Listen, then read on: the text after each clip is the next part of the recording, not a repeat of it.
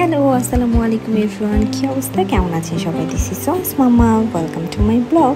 ঈদ তো বেশ কিছুদিন আগেই চলে গিয়েছে, কিন্তু তোমাদের সাথে এখনও আমার ঈদের শ্বশুরবাড়ি যাওয়ার ব্লগটি শেয়ার করা হয়নি। তো ভাবলাম আর কেন দেরি, চলো আজকেই তোমাদের সাথে শেয়ার করে ফেলি। মাশাআল্লাহ, জোহান যেহেতু দিন দিন বড় হচ্ছে, সেই জন্য ও বুঝতে পারছে যে এবার ঈদে সে দাদু বাসায় যাচ্ছে, তাই তো ও সুপার এক্সাইটেড ছিল। সব কিছু ধরে ধরে দেখছে যেন নিজেই চেক করছে সব কিছু নেওয়া হয়েছে কিনা। নিজের ওয়াটার পট থেকে, ব্যাগ থেকে শুরু করে খাওয়ার জিনিস সবই পাপার সাথে মিলে প্যাকিং করেছে। এদিকে আমিও রেডি হয়ে গিয়েছি, জোহানের মতন আমিও সুপার এক্সাইটেড শ্বশুরবাড়িতে ঈদ করতে যাওয়ার জন্য। কারণ আমার শাশুড়ি মা গেলে অনেক যত্ন করে, অনেক আদর করে, এই জন্য আমারও শ্বশুরবাড়ি যেতে খুবই ভালো লাগে। আর আমি গেলে যেন আমার যত্নের কোনো কমতি রাখে না আমার শাশুড়ি মার, একেবারে চিলমুটে থাকি ওখানে গেলে। সব কিছু নিয়ে এখন আল্লাহর নাম নিয়ে বাসা থেকে বের হয়ে পড়লাম। আর সোহান দেখো একদম সুপার এক্সাইটেড, দাদু বাড়ি যাবে বলে চোখে মুখে শুধু আনন্দ আর আনন্দ। জোহান যেহেতু এখন অনেকটুকু বুঝে দাদু বাড়ি যাচ্ছে ঈদ করতে, সে নিজেই তার ব্যাগ করেছে, পছন্দের ওয়াটার পট, কত কি খাবে জার্নিতে, সব কিছু সে নিজে পাপার সাথে প্যাকিং করেছে। আর ওর ওই আনন্দ দেখে আমিও এক্সাইটেড হয়ে গেলাম, শ্বশুর বাড়ি যাচ্ছি তো তাই।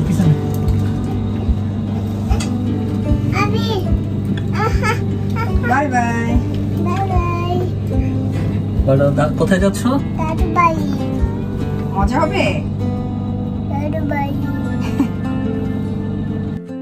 সোহানের সেই ছোট ছোট কথা শুনে মন ভরে যায়, তাই ওর ওই কিউট কথার ক্লিপটাও রেখে দিলাম মনে করে। এদিকে আম্মু আমাদেরকে বিদায় দিতে চলে এসেছে, লিফট থেকে সব কিছু নামানো হচ্ছে আর আমাদের গাড়িও চলে এসেছে। ঈদের যাত্রা শুরু হলো দোয়া আর ভালোবাসা নিয়ে। তোমরা কি কখনো শুনেছো বউ শ্বশুরবাড়ি যেতে এত এক্সাইটেড হয়? আমি কিন্তু হই, কারণ ওখানে গেলে আমি একদমই চিলমুটে থাকি আর আমার শাশুড়ি মার যত্নে রাজকন্যা হয়ে যায় একদম। আসলে বাবার বাড়িতে যেমন আমি রাজকন্যা ছিলাম, শ্বশুর বাড়িতে আমি সে একই আদরেই থাকি। আলহামদুলিল্লাহ, বিয়ের পর কখনো মনে হয়নি আমি আমার পরিবার থেকে অনেক দূরে চলে এসেছি। এই তো আম্মুর কাছ থেকে বিদায় নিয়ে রওনা হয়ে গেলাম।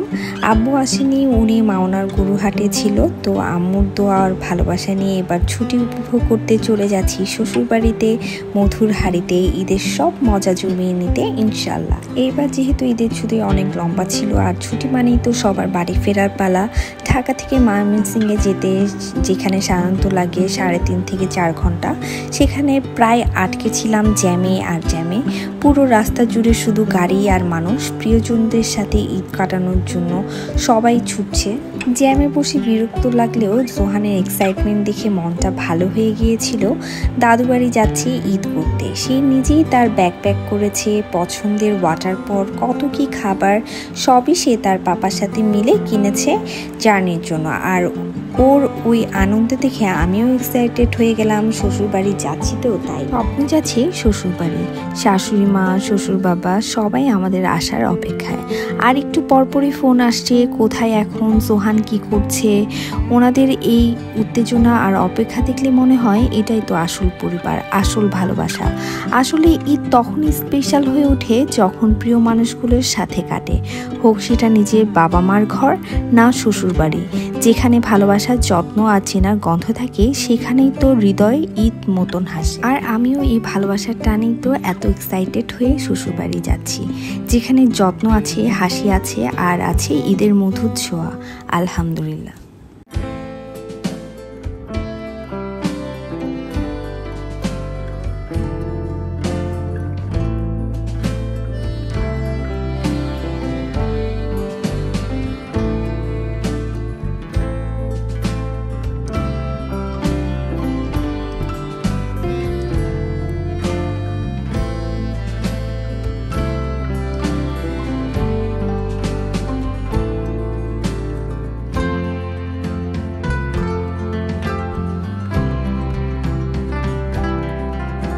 এইবারে ঈদটা ছিল একটু অন্যরকম।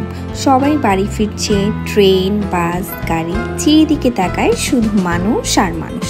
আর সেই ভিড় ঠেলে আমিও বেরিয়ে পড়লাম শ্বশুর বাড়ির পথে। গাড়িতে বসে মনে হচ্ছিল এই জ্যাম বুঝি শেষ হবার না।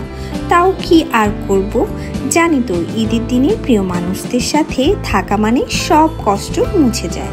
রাস্তা ভর্তি গাড়ি, বাজারে বাজারে হাট বসেছে, পথচারীদের ব্যস্ততা আর মাঝে মাঝে মুখে ঈদের হাসি, সব মিলিয়ে এক অন্যরকম ঈদের সফর। শ্বশুরবাড়ি যেতে যেতে ভাবলাম এই আনন্দ শুধু একা কেন উপভোগ করব, বরং তোমাদের সাথে না হয় ঈদের গল্পটা ভাগ করে নিই। গাড়িতে বসে রাস্তায় একের পর এক জ্যাম, মানুষজনের ভিড়, বাজারে হট্টগোল, কিন্তু যেন এসব কষ্টও যেন মিষ্টি লাগছিল, কারণ জানি অন্য পাশে অপেক্ষা করছি প্রিয় মুখগুলো। যেহেতু ঈদে সবাই নিজ নিজ গন্তব্যে ছুটছে, তাই জানতাম জ্যাম হবে। এদিকে আব্বু আম্মু আগের থেকে চিন্তা করছিল যেহেতু অনেক ছোট, জার্নিতে ওর বেশি কষ্ট হয়ে যাবে কিনা, তাই আম্মু একটু পরপর ফোন দিয়ে বলছিল রাস্তায় যেহেতু প্রচুর জ্যাম, তোমরা কত দূর গেলে সাবধানে যেও। আব্বু একটু পরপর খবর নিচ্ছিল কোথায় তোমরা কত দূর গেলে, এইসব কিছু জিজ্ঞেস করছিল। আসলে এটা তাদের ভালোবাসার আরেকটা রূপ। যতই বড় হই না কেন বাবা মার কাছে, আমরা এখনও সেই ছোটটা। ওনাদের এই ভাবনাগুলো শুনে মনের ভিতরে অদ্ভুত এক শান্তি কাজ করছিল। আমি ভাবছিলাম এইবার যেন কষ্ট না হয় জার্নিতে, তাই সব কিছু প্ল্যান করে নিয়ে গিয়েছিলাম সাথে।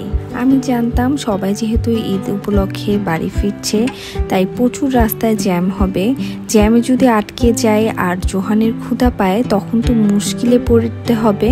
তাই নিজের মতন করে সব গুছিয়ে ব্যাগে নিয়ে নিয়েছিলাম। তাই নিজের মতন করে খাবারের জন্য একটা ব্যাগ গুছিয়ে ফেললাম, যেখানে ছিল জোহানের পছন্দের pizza, French fry, juice, biscuit, chips, যেগুলো খেতে জোহান খুবই পছন্দ করে। রাস্তায় প্রচুর জ্যাম হচ্ছিল বটে, কিন্তু আমাদের ক্ষুধা হচ্ছিল না। গাড়িতে বসে বসে খাচ্ছিলাম আর ঘুমাচ্ছিলাম। আবার একটু পরপর জানালা দিয়ে বাইরে তাকিয়ে দেখছি কত দূরে গেল। প্রতিবার তো তোমাদের ভাইয়া আমাদের আগে নামিয়ে দিয়ে যেত, ওর অফিস কাজ এসব কারণে একসাথে বের হওয়া হতো না। আমরা আগে যেতাম, সে পরে ট্রিপে আসতো। কিন্তু এবারের ঈদে আমরা সবাই একসাথে মিলে যাচ্ছি, তাই জোহানও খুব খুশি, আমারও খুব ভালো লাগছে।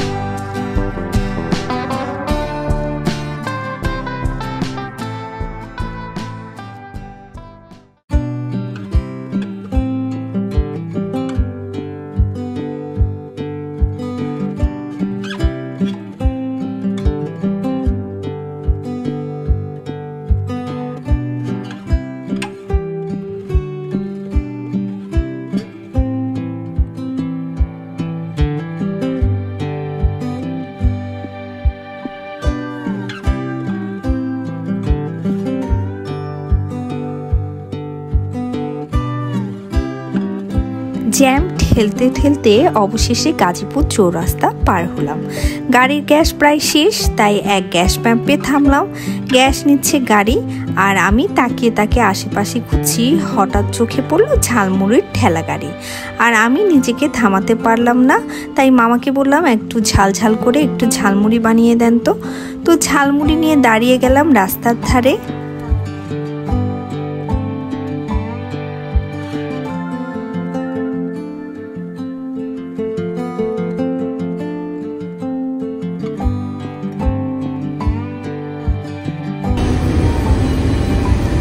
প্রচুর জ্যাম, ব্রেক নিলাম, রাস্তায় দিলাম ঝালমুড়ি, এখন ঝালমুড়ি।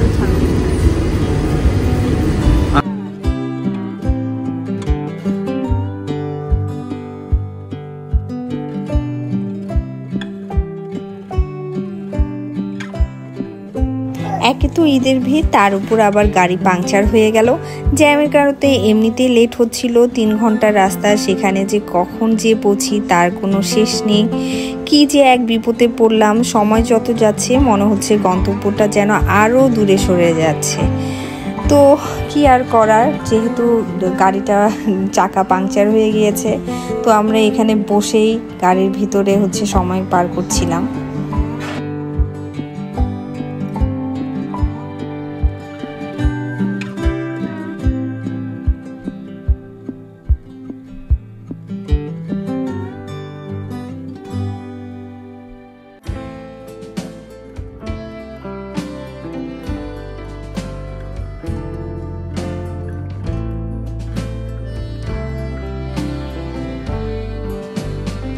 দেখতে দেখতে শত ঝামেলা পেরিয়ে ফাইনালি ঈদ করতে চলে এলাম শ্বশুরবাড়িতে।